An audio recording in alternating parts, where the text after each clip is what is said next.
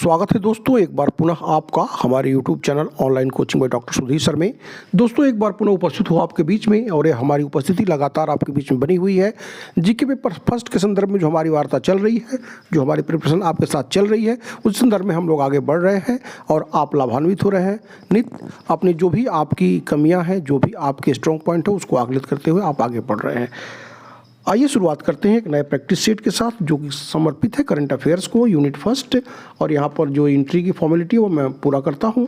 इसके बाद quiz start होती है। यहाँ से 20 से 25 मिनट के अंदर हम लोग 30 प्रश्नों का सामना करेंगे, और उसके बाद अपने को आकलित किया जाएगा कि किस तरह के प्रश्न हैं और क्या अपनी स्थिति है। आइए ये देखिए, यूपीएससी की जी mock test unit first current affairs के लिए है। और पहला प्रश्न यहाँ से देखिए, प्रश्नों के दौरान वार्ता होगी। और मैंने बताया था आपसे कि अगर आप प्रश्नों को कर पा ले जा रहे हैं, बहुत अच्छी बात है, और इस लेवल पर कर ही ले जाना चाहिए।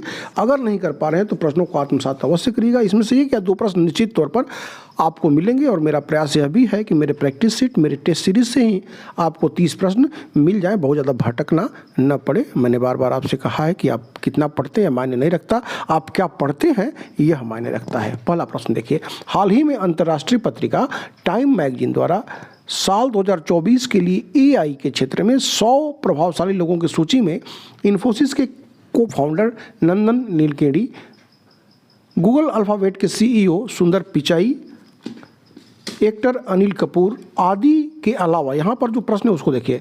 इन लोगों का अगर पूछता है तो यह आपको इसकी जानकारी होगी। प्रश्नों में ही नोट्स रहता है मेरे, आप जानते हैं, मैक्सिमम आपको गेन हो सके यह प्रयास रहता है मेरा। इसके अलावा भारतीय केंद्रीय मंत्रिमंडल के किस सदस्य को शामिल किया गया, प्रश्न यहाँ पर यह है। और जहाँ 4 ऑप्शन आपको दिखाई दे रहा है, इसमें जो एआई मिनिस्टर भारत के हैं, जो पोर्टफोलियो के जो सेंट्रल मिनिस्ट्री के, वह अश्विनी वैष्णव, उनको सम्मिलित किया गया है। महत्वपूर्ण प्रश्न आप जहन में अवश्य रखिएगा। हम बढ़ते अगले प्रश्न की तरफ। और अगला प्रश्न देखिए, यह बहुत ही रिलेवेंट है और इस तरह के प्रश्नों का चयन आयोग करता रहा है। अभी इससे संबंधित बातें, जहाँ तक वेटलैंड की बात है, रामसर जो सम्मेलन हुआ था, रामसर जो ईरान का शहर है, 2 फरवरी को वेटलैंड डे मनाया जाता है। आप अवगत होंगे, भारत में इस समय जो अगस्त 2024 तक जो आंकड़े थे उसके हिसाब से 85 वेटलैंड साइट्स हो चुके हैं। लेकिन यहाँ जो प्रश्न है वह कह रहा है, हाल ही में किन 2 भारतीय शहरों ने अंतर्राष्ट्रीय वेटलैंड शहर के रूप में मान्यता प्राप्त की है। यह पहली बार ऐसा हुआ है कि भारत के 2 शहरों को वेटलैंड सिटी के रूप में मान्यता प्रदान करी गई है। और यह है, देखिए, इंदौर, उदयपुर और भोपाल, इन 3 को प्रेषित किया गया था, लेकिन इंदौर और उदयपुर को मान्यता मिली है वेटलैंड सिटी के रूप में। इसको अपने जहन में रखिएगा, महत्वपूर्ण प्रश्न है। बढ़ते अगले प्रश्न की तरफ। और अगला प्रश्न देखिए, स्पोर्ट्स से है। भारतीय प्रधानमंत्री नरेंद्र मोदी ने 38वें राष्ट्रीय खेल का उद्घाटन कहाँ किया, जो 28 जनवरी से 14 फरवरी 2025 तक आयोजित होगा। दोस्तों यह कंडक्ट हो चुका है आज की डेट में, जो मैं वीडियो बना रहा हूँ। तो यह कंडक्ट कहाँ हुआ, यह अगर प्रश्न पूछता है तो उत्तराखंड इसका सही जवाब होगा।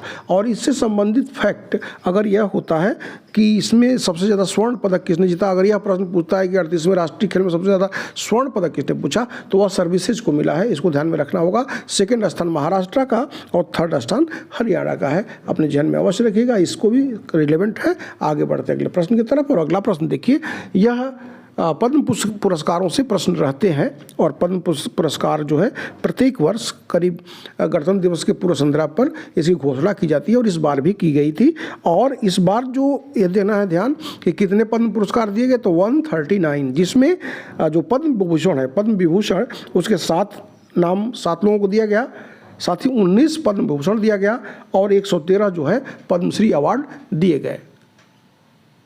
अब इसमें यह प्रश्न देखिए, कह रहा है, हाल ही में 76वें गणतंत्र दिवस 2025 की पूर्व संध्या पर घोषित पद्म पुरस्कारों में से निम्न में से किसे पद्म विभूषण पुरस्कार 2025 से सम्मानित किया गया। तो यहाँ पर ये जो देख रहे हैं आप, ये सारे अवार्डी हैं, लेकिन पद्म विभूषण की बात जो करी गई है तो वह दिया गया है यहाँ पर मरणोपरांत शारदा सिन्हा को। इस बार 7 लोगों को दिया गया है पद्म विभूषण। शारदा सिन्हा ये इसका सही जवाब होगा। इसके अतिरिक्त अलग अलग क्षेत्रों में बहुत सारे लोगों को, इस बार 7 लोगों को यह अवार्ड मिला है पद्म विभूषण का। यह एक चीज़ यह भी ध्यान में रखिएगा, पद्म विभूषण जो है वह भारत का दूसरा सबसे बड़ा सिविल अवार्ड है। भारत रत्न के बाद पद्म विभूषण आता है, उसके बाद पद्म भूषण आता है, उसके बाद पद्मश्री आता है। तो इसको भी अपने ध्यान में अवश्य रखिएगा। बढ़ते अगले प्रश्न की तरफ। यह देखिए, कह रहा है स्मार्ट सिटी योजना के अंतर्गत उत्तर प्रदेश का कौन सा शहर 3D urban spatial digital twin map वाला देश का पहला शहर बनने जा रहा है। Which city of Uttar Pradesh is going to become the first city in the country with 3D urban spatial digital twin map under the smart city scheme। और यह मैंने आपसे कहा है बार बार कि आप यूपी में प्रोफेसर बनने जा रहे हैं, लिहाजा यूपी संबंधित जो महत्वपूर्ण घटनाएं हैं और ख़ासतौर पर विश्व में पहला या भारत में पहला अगर होता है तो उसको अपने ध्यान में अवश्य रखिएगा। दोस्तों, आपकी तैयारी एक स्ट्रेटजी के तहत होनी चाहिए, क्योंकि इसमें अपेयर होने वाले संख्या लाखों है, सीट जो हज़ारों में 1017 ही है। तो आप समझ सकते कंपटीशन कितना ज़्यादा होगा। तो इसमें जो अच्छा करेगा, सर्वश्रेष्ठ करेगा, वही स्थान पाएगा। तो जीके की भूमिका वैसे ही कितनी महत्वपूर्ण है आप अवगत है। लास्ट 2-3 एग्जाम जो हुए हैं उसमें इसने एक इम्पोर्टेंट रोल प्ले किया है और 1-2 प्रश्नों से बच्चे रह जाते हैं, तो यह स्थिति ना आनी पाए। इसका जो सही जवाब होगा वह होगा वाराणसी। वाराणसी शहर को यह सुविधा मिलने जा रही है। बढ़ते अगले प्रश्न की तरफ। अगला प्रश्न देखिए, हायर एजुकेशन में आप प्रोफेसर बनने जा रहे हैं और ये यूनिवर्सिटी संबंधित प्रश्न है। महाराष्ट्र में स्थापित, अगर यह पूछता है कि देश का पहला आर्टिफिशियल इंटेलिजेंस यूनिवर्सिटी कहाँ पे स्थापित किया गया, तो यहाँ पे किया गया है महाराष्ट्र में। लेकिन यह सवाल यहाँ पे है कि इसके कुलपति के रूप में हाल ही में किसको नियुक्त किया गया है, इनकी नियुक्ति को लेकर के बातें की जा रही है। तो इसमें 4 ऑप्शन आप देख रहे हैं। इसमें जो डॉक्टर साइमन मॉक हैं उनको भारत के पहले कृत्रिम बुद्धिमत्ता विश्वविद्यालय के वाइस चांसलर के रूप में नियुक्त किया गया है। सी इसका सही जवाब है। यह जो है अमेरिकन पृष्ठभूमि से आते हैं, इसको अपने ध्यान में रखिएगा। और हम बढ़ते हैं अगले प्रश्न की तरफ। हाल ही में किस राज्य के राष्ट्रीय रक्षा विश्वविद्यालय में भारत के ओलंपिक अनुसंधान एवं शिक्षा केंद्र का उद्घाटन भारतीय ओलंपिक संघ की अध्यक्षा पीटी उषा द्वारा किया गया। देखिए, 2 प्रश्न मिल गए। अगर यह पूछता है कि राष्ट्रीय रक्षा विश्वविद्यालय कहाँ है, तो वह उस उत्तर में ही समाहित होगा जो प्रश्न का जवाब है। और एक प्रश्न यह भी मिल गया पर्सनालिटी के तौर पर कि भारतीय ओलंपिक संघ की अध्यक्षा कौन है, तो पीटी उषा धाविका रही हैं। और यहाँ जो प्रश्न है उसका उत्तर यह हुआ कि यह जो उसी कैंपस में भारत के ओलंपिक अनुसंधान एवं शिक्षा केंद्र का उद्घाटन यह गुजरात में स्थित है, राष्ट्रीय रक्षा विश्वविद्यालय। तो गुजरात इसका सही जवाब हुआ। और हम बढ़ते अगले प्रश्न की तरफ। और अगला प्रश्न देखिए, रिलायंस इंडस्ट्रीज ने भारत का पहला और दुनिया का सबसे बड़ा कार्बन फाइबर प्लांट कहाँ बनाने की घोषणा की है, जो 2025 तक पूरा हो जाएगा। Where has Reliance Industries announced to set up India's first and world largest carbon fibre plant which will be completed by 2025। और यह होने जा रहा है कहाँ पे, यह होने जा रहा है हजीरा में, गुजरात के हजीरा में। ये इसका सही ऑप्शन है, जवाब है। रिलायंस इंडस्ट्रीज के चेयरमैन मुकेश अंबानी ने गुजरात के हजीरा में भारत के पहले और दुनिया के सबसे बड़े कार्बन फाइबर संयंत्र के निर्माण की घोषणा करी है। बढ़ते अगले प्रश्न की तरफ। और अगला प्रश्न देखिए, हाल ही में रिजर्व बैंक ऑफ इंडिया ने ऑनलाइन वित्तीय धोखाधड़ी को रोकने के लिए किस AI टूल को डेवलप किया है। Recently the Reserve Bank of India has developed which AI tool to prevent online financial fraud. और यह जो है वह है म्यूल हंटर AI। इसको रिजर्व बैंक ऑफ इंडिया ने हब ने डेवलप किया है वित्तीय धोखाधड़ी से निपटने के लिए। आगे बढ़ते अगले प्रश्न की तरफ। और अगला प्रश्न देखिए, भारत और किस देश ने वर्ष 2026 को संस्कृति, पर्यटन और कृत्रिम बुद्धिमत्ता के वर्ष के रूप में मनाने की घोषणा करी है। इसको एक ध्यान में रखिएगा कि इसको दोहरे वर्ष के रूप में चिन्हित किया गया है, यानी कि 25 और 26। तो इसको स्पेन के साथ जो है आधिकारिक रूप से इसकी घोषणा करी गई है, संस्कृति, पर्यटन और AI के क्षेत्र में इसको मनाने की। आगे बढ़ते अगले प्रश्न की तरफ। और सारे प्रश्न समीचीन हैं और इसको इस हिसाब से तैयार किया गया है कि उससे 1 या 2 प्रश्न आपको मिल जाएं इसी सेट से। और जितने भी हमारे सेट हैं, जितने भी हमारे प्रैक्टिस सेट, करंट अफेयर्स के जितने भी सेट हैं या फिर टेस्ट सीरीज, तो इस प्रश्न को भी देखिए, ये भी बहुत महत्वपूर्ण प्रश्न है और रिलेवेंट रहा है। हाल ही में सुप्रीम कोर्ट ने चुनावी बॉन्ड योजना को किस अनुच्छेद के तहत असंवैधानिक घोषित कर दिया है, तो यह आपको बताना है। यह बड़ी ही ऐतिहासिक फैसला था। जो 5 लोग जजों के सुप्रीम कोर्ट की जो पीठ थी उसने यह फैसला दिया, जिस जो जो चंद्रचूड़ थे इससे पहले, जो इस समय जो चीफ जस्टिस है इससे पहले, और यह किस तहत किया गया है, किस अनुसंधान किस संविधान के अनुच्छेद के तहत, तो वो किया गया है 19(1)(a) यानी डी के तहत सूचना के मौलिक अधिकार का उल्लंघन माना गया है इसको, और यह मौलिक अधिकार के अंतर्गत आता है। मौलिक अधिकार संविधान का भाग 3 है, आप अवगत होंगे। बढ़ते हैं अगले प्रश्न की तरफ, और अगला प्रश्न देखिए स्पोर्ट्स से है। कह रहा है कि घुड़सवारी में अर्जुन पुरस्कार पाने वाली पहली भारतीय महिला एथलीट कौन है? Who is the first Indian female athlete to receive the Arjuna award in horse riding? और यह जा रहा है किसको? दिव्य कीर्ति सिंह को। सी इसका सही जवाब हुआ। अगला प्रश्न देखते हैं, स्वच्छ सर्वेक्षण पुरस्कार 2024 में किस भारतीय राज्य ने पहला स्थान हासिल किया है? दोस्तों ध्यान देने वाली बात यह है कि अक्सर शहरों के बारे में पूछता है कि स्वच्छ शहर का किसको मिला है, सबसे ज़्यादा पॉल्यूटेड कैपिटल कौन रहा है। इस समय तो एक प्रश्न भी आया था बीच में, सबसे ज़्यादा वर्ल्ड का पॉल्यूटेड सिटीज़ के रूप में बेगूसराय बिहार के शहर को लिया गया था, लेकिन यहाँ जो प्रश्न पूछ रहा है उसमें महाराष्ट्र इसका सही जवाब हुआ। स्वच्छ सर्वेक्षण 2024 में महाराष्ट्र ने सबसे स्वच्छ राज्य का पुरस्कार जीता है। इंदौर और सूरत संयुक्त रूप से स्वच्छ पुरस्कार पाने वाले शहर हैं, इसको भी ध्यान में रखिएगा। और इंदौर तो लगातार 6 से 7 वर्षों से टॉप पोजीशन में है, इसको भी अपने ध्यान में रखिएगा। और अगर यह पूछता है यूपी के संदर्भ में कि वाराणसी, और यह जान लीजिए गंगा के नदी के किनारे बसे सर्वोच्च शहर के संदर्भ में पूछता है, तो वाराणसी और प्रयागराज को सबसे स्वच्छ शहर माना गया है। बढ़ते अगले प्रश्न की तरफ, और अगला प्रश्न देखिए क्या कह रहा है। भारत की समृद्धि और विविध सामुद्रिक विरासत को परखने के लिए राष्ट्रीय समुद्री विरासत परिषद की स्थापना कहाँ की जा रही है?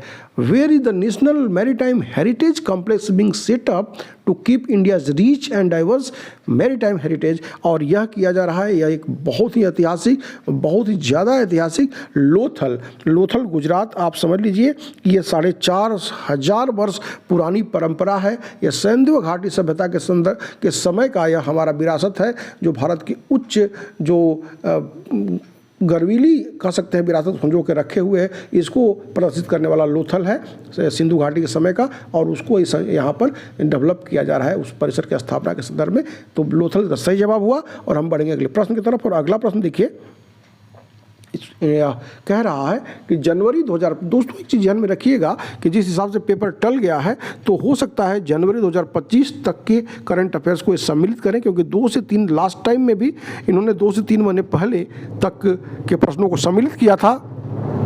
हो सकता है कि जनवरी 2025 को अपने उसमें शामिल करें, लिहाजा जनवरी को भी 2025 को दिसंबर 2023 से लेकर के जनवरी 2025 तक के करंट अफेयर्स को हम लोग अपने दायरे में रखना होगा। और मेन फोकस मैंने बताया था आपसे कि जुलाई 2024 से लेकर के दिसंबर 2024 के बीच में करना है। एट ए ग्लांस आपको जनवरी 2025 और दिसंबर 2023 को ध्यान में रखना होगा, और विशेष रूप से जुलाई से लेकर के दिसंबर तक। यहाँ पर देखिए प्रवीण कुमार तीरंदाजी, बनु भाकर शूटिंग, हरमनप्रीत सिंह हॉकी और गुकेश डी शतरंज, इनमें चारों को यह मिला हुआ है ध्यानचंद खेल रत्न पुरस्कार इस बार का। लेकिन प्रवीण कुमार का खेल सही नहीं है, यह यूपी के ही हैं, लेकिन इनको यह तीरंदाजी में नहीं मिला है। पैरालंपिक में इनको स्वर्ण पदक मिला है, लेकिन ऊंची कूद मिला है, तो यहाँ यह गलत है, इसको अपने ध्यान में अवश्य रखिएगा। बढ़ते अगले प्रश्न की तरफ। विश्व आर्थिक मंच द्वारा जारी वैश्विक लैंगिक अंतराल सूचकांक 2024 में आइसलैंड शीर्ष पर है। यानी यह पूछता है सबसे टॉप पे कौन है वैश्विक लैंगिक अंतराल सूचकांक में, तो आइसलैंड हो गया। लेकिन भारत किस स्थान पर है यह आपको बताना है। दोस्तों भारत जो है वह 129वें स्थान पर है, इसको अपने जहन में रखिएगा। आगे बढ़ेंगे हम अगले प्रश्न की तरफ, और अगला प्रश्न देखिए बहुत ही ज़्यादा महत्वपूर्ण है, हो सकता है यह पेपर में आपको देखने को मिले। मैंने कहा था आपसे, बार बार कह रहा हूँ कि प्रयास यही है कि वो प्रश्न आपको दृष्टिगत हो जाए, मिल जाए, जिससे कि आपका काम आसान हो जाए। तो यह प्रश्न देखिए, अंतरिक्ष में होने वाली संभावित खतरनाक स्थितियों का सामना करने के लिए किस देश ने विक्टस हेज मिशन प्रारंभ करने की घोषणा करी है, जो 2025 से काम करना शुरू कर देगा? यह किया है। अंतरिक्ष में अभी तो ज़मीन पर लड़ाइयाँ होती थी, समुद्र में लड़ाइयाँ होती थी, लेकिन ऐसा खतरा महसूस किया जा रहा है कि भविष्य में शायद लड़ाइयाँ अंतरिक्ष में भी हों। तो उसके खतरनाक स्थिति का सामना करने के लिए पहले से अमेरिका अलर्ट है। यूएसए ने इस जो है स्पेस मिशन को भेजा है, भेजने की शुरुआत करी है। विक्टर हेस, इसको ध्यान में रखिएगा। बढ़ेंगे अगले प्रश्न की तरफ। और अगला प्रश्न देखिए, कह रहा है यह जो है हमारे जो अतिथि आते हैं 26 जनवरी या 15 अगस्त को संदर्भ में है कि इस बार 26 जनवरी 2025 को किस देश के यहाँ राष्ट्रपति आए थे। प्रोबेबो सुबियांतो या 76वें गणतंत्र दिवस, यह पूरा कौन सा था? तो 76 था। और ये राष्ट्रपति थे, लेकिन ये किस देश के थे यह आपको बताना है दोस्तों। यह पहली बार इंडोनेशिया के राष्ट्रपति को मुख्य अतिथि के रूप में स्वागत किया गया था। इसको ध्यान में रखिएगा। इंडोनेशिया इसका सही जवाब हुआ। अगला प्रश्न, हाल ही में सुभाष चंद्र बोस आपदा प्रबंधन पुरस्कार 2025 किसे प्रदान किया गया है? दोस्तों 23 जनवरी को सुभाष चंद्र बोस दिवस मनाया जाता है और करो या मरो इनका नारा था। तुम मुझे खून दो मैं तुम्हें आज़ादी दूंगा, दिल्ली चलो, बहुत सारे प्रश्न हैं इनके, लेकिन फॉरवर्ड ब्लॉक, आज़ाद हिंद फौज, लेकिन इनके नाम पर जो पुरस्कार शुरू हुआ है और यह सुभाष चंद्र बोस आपदा प्रबंधन पुरस्कार किसको मिला है 2025 में, यह आपको बताना है। और यह गया है भारतीय राष्ट्रीय महासागर सूचना सेवा केंद्र, जो आप डी ऑप्शन देख रहे हैं, उसको यह मिला है। और यह केंद्र, इसको याद रखिएगा कि इसका मुख्यालय पूछता है तो इसका मुख्यालय हैदराबाद में है और इसकी स्थापना 1999 में करी गई थी। बढ़ते अगले प्रश्न की तरफ। और अगला देखिए 20वां प्रश्न कह रहा है, कंसर्न वर्ल्ड वाइड और वर्ल्ड हंगर हेल्प द्वारा जारी साल 2024 के वैश्विक भूखमरी सूचकांक के अनुसार भारत को कौन सा स्थान प्राप्त हुआ है? अगर यह पूछता है कि यह वैश्विक भूखमरी सूचकांक कौन तैयार करता है तो कंसर्न वर्ल्ड वाइड और वर्ल्ड हंगर हेल्प। लेकिन यह पूछ रहा है कि भारत को कौन सा स्थान प्राप्त हुआ है, तो यह बहुत ही गंभीर स्थिति है दोस्तों। इतने डेवलपमेंट के बावजूद भी भारत को जो स्थान मिला है वह 105 यानी कि 105वां स्थान मिला है, जो भारत में गंभीर भूख संकट को उजागर करता है। आगे हम अगले प्रश्न की तरफ। और अगला प्रश्न देखिए 21वां प्रश्न है, 13 से 19 जनवरी 2025 तक नई दिल्ली भारत में आयोजित खो खो विश्व कप के पहले संस्करण में भारत ने पुरुष और महिला दोनों वर्ग में किस देश को हराकर चैंपियन का ताज पहना? यानी पहला अगर यह प्रश्न हो गया कि विश्व खो खो कप का आयोजन कहाँ हुआ था, किस देश में हुआ था, तो वह भारत में हुआ था, नई दिल्ली में हुआ था। कब हुआ था? तो जनवरी में। अब यह कह रहा है कि दोनों श्रेणी में भारत ने पुरस्कार जीता है, पुरुष में और महिला में भी दोस्तों यह जीता है। नेपाल को हरा करके दोनों वर्ग में, महिला में भी और पुरुष में भी यह पुरस्कार भारत ने जीता है। बढ़ते हैं अगले प्रश्न की तरफ। और अगला प्रश्न, हाल ही में निम्न में से किस भारतीय संस्थान ने 14 जनवरी 2025 को अपना 150वां स्थापना दिवस मनाया? दोस्तों इस तरह के प्रश्नों का चयन आयोग कर चुका है और यह जो है भारतीय मौसम विज्ञान विभाग, ये इसका सही जवाब हुआ। इसने अपना 150वां स्थापना दिवस पूरा किया है। इसकी स्थापना की गई थी 15 जनवरी 1875 में इसकी स्थापना की गई थी और इसने 14 जनवरी 2025 को अपना 150वां स्थापना दिवस मनाया। बढ़ते हैं अगले प्रश्न की तरफ। और इसका मुख्यालय नई दिल्ली में, इसको ध्यान में रखिएगा। बढ़ते अगले प्रश्न की तरफ। मेंटल हेल्थ रिस्क को कम करने के लिए किस देश ने हाल ही में 16 वर्ष से कम उम्र के बच्चों को फेसबुक, इंस्टाग्राम, टिकटॉक और स्नैपचैट जैसे सोशल मीडिया प्लेटफॉर्म को बैन कर दिया? और यह किया है किसके लिए? मेंटल हेल्थ रिस्क को कम करने के लिए। और यह किया है ऑस्ट्रेलिया ने। ऑस्ट्रेलिया इसका सही जवाब हुआ। और हम बढ़ते हुए आ गए अगले प्रश्न की तरफ। और अगला प्रश्न देखिए, यह इससे प्रश्न आता है, आपको पता है, इंडेक्स से प्रश्न आता है, अभ्यास से, एक्सरसाइज से प्रश्न आता है। भारत संयुक्त अरब अमीरात और किस देश, यहाँ पर भारत है और संयुक्त अरब अमीरात सम्मिलित है, लेकिन एक और भी देश है, उस देश की वायुसेना है जो अरब सागर के ऊपर इस एक्सरसाइज को कंडक्ट किया गया है दिसंबर 2024 में। डेजर्ट नाइट, अगर ऑपरेशन का नाम पूछता है तो कौन सा हुआ? Desert night. और यह इसमें कौन कौन देश सम्मिलित है? तो भारत और संयुक्त अरब अमीरात तो है, तीसरा कौन सा देश है यह आपको बताना है दोस्तों, और यह है फ्रांस। इसको अपने ध्यान में रखिएगा, फ्रांस इसका सही जवाब हुआ। और हम बढ़ेंगे अगले प्रश्न की तरफ। और अगला प्रश्न निम्न में से किसे राष्ट्रपति द्रौपदी मुर्मू ने भारतीय सर्वोच्च न्यायालय के 91वें मुख्य न्यायाधीश की शपथ दिलाई? अब यहाँ पर यह पूछता है सर्वोच्च न्यायालय के न्यायाधीश को शपथ कौन दिलाता है। अगर यह प्रश्न पॉलिटी में आता है तो राष्ट्रपति, और यहाँ पर जो प्रश्न है कौन बना है 51, तो वह बने हैं डॉक्टर संजीव खन्ना। सी इसका सही जवाब होगा। और हम आगे अगले प्रश्न की तरफ। और अगला प्रश्न देखिए, कह रहा है प्रधानमंत्री नरेंद्र मोदी को दिसंबर 2024 में किस देश का सर्वोच्च सम्मान ऑर्डर ऑफ मुबारक अल कबीर प्रदान किया गया?